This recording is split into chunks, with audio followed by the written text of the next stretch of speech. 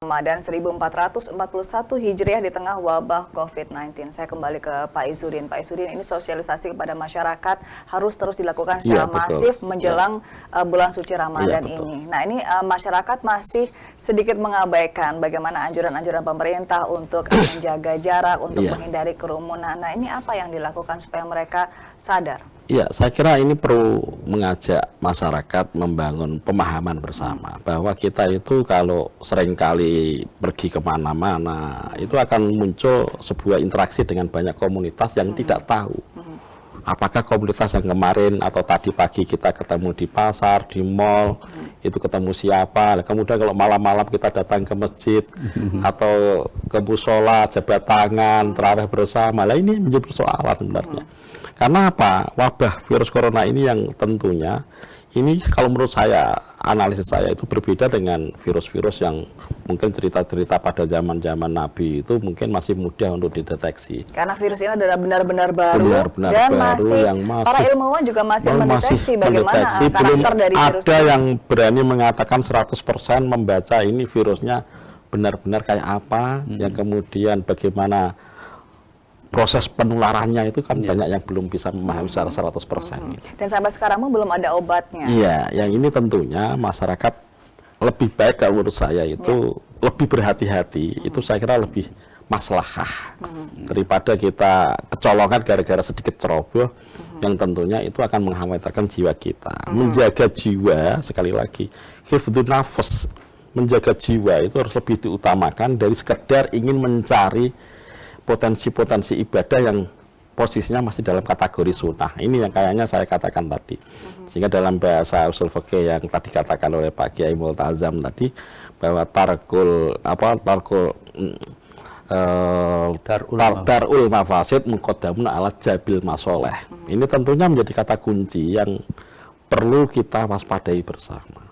Apalagi kalau ini nanti masyarakat tidak bisa diajak sadar terhadap bagaimana upaya untuk berupaya segera menyelesaikan virus corona di Indonesia dengan tetap melakukan kerumunan, ini persoalannya akan jadi panjang gitu.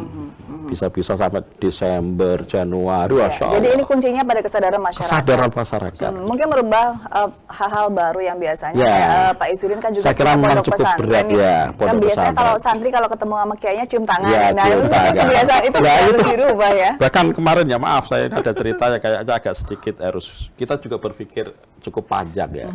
Ketika saya punya nenek itu ya. Ketika kita coba tengok gitu.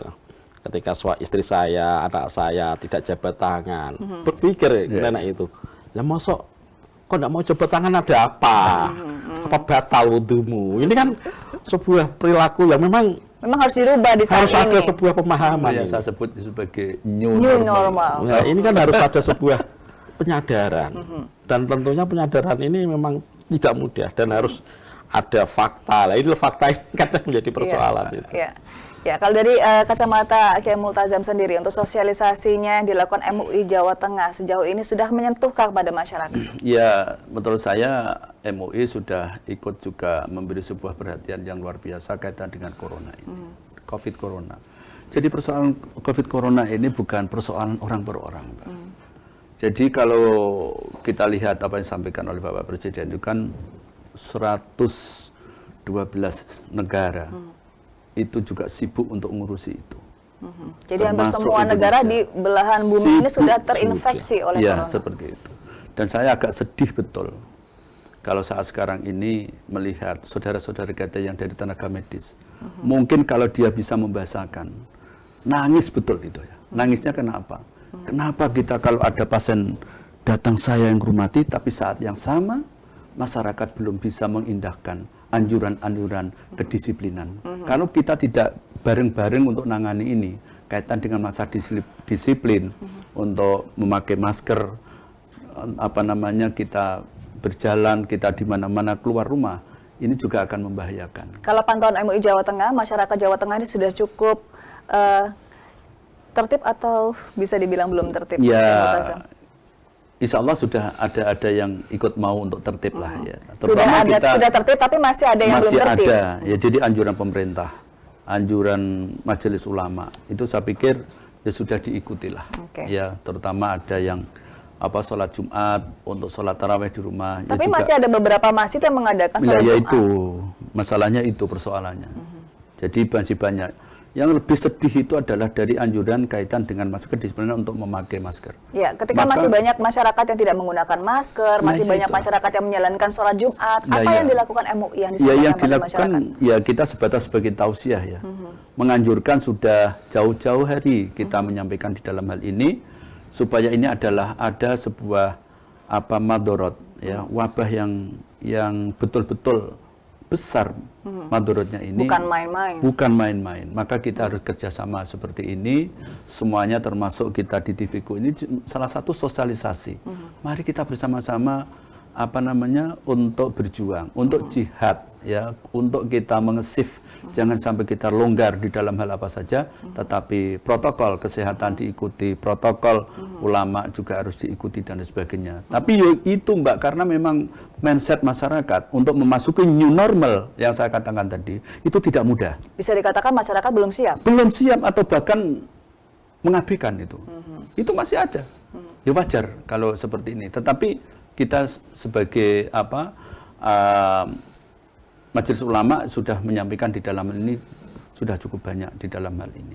Nah, itu kira-kira. Baik, ini Majelis Ulama Indonesia Jawa Tengah tidak henti-hentinya memberikan sosialisasi dan tausiah kepada masyarakat. Tapi yang muncul di masyarakat faktanya adalah stigma negatif tentang MUI Jawa Tengah. Ada yang mengatakan MUI tidak memihak untuk beribadah begitu. Kenapa putusannya seperti ini? Banyak stigma-stigma negatif. Kalau Pak Isudin menjawab hal ini seperti apa?